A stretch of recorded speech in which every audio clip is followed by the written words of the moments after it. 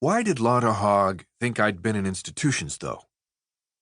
What did she mean she was sorry about my life? What happened the night I purportedly incited her first menstruation?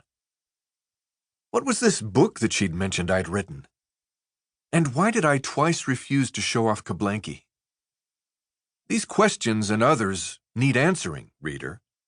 I understand that. And I know that if I fail to provide the answers soon, you'll think me withholding or, worse, a bumbler.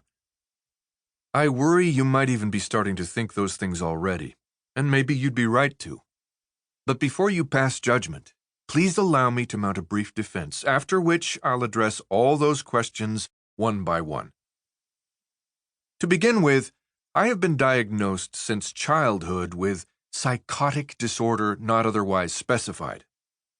The symptoms of my illness come and go, and although it's true, as it is for sufferers of any chronic illness, particularly chronic mental illness, and especially chronic mental illness with psychotic features, that my illness does to some degree affect how I think and behave even during periods in which I suffer none of its symptoms, I'm nonetheless pretty much like anyone else.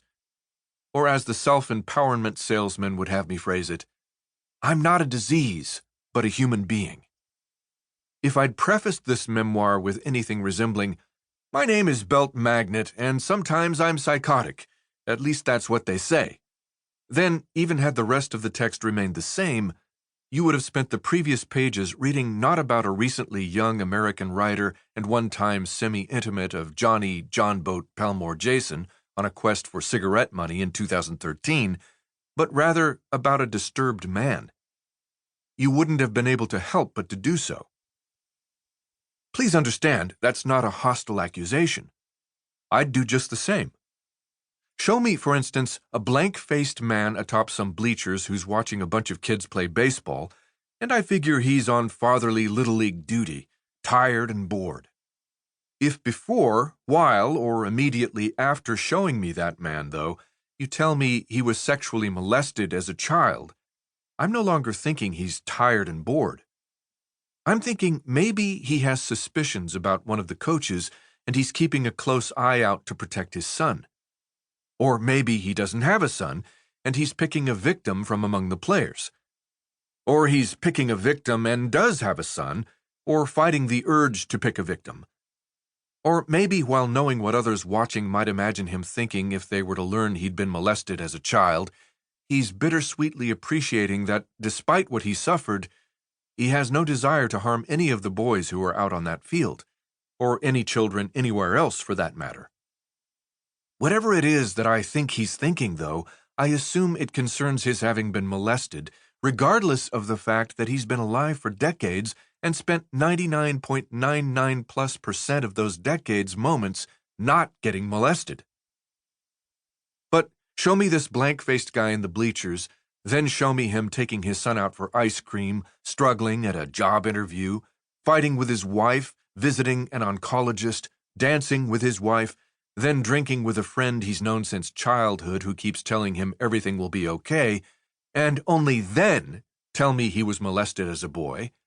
I won't, when I recall his sitting blank-faced in the bleachers, assume he'd been thinking about child molestation. Or at least I won't assume he was mostly, let alone only, thinking about child molestation.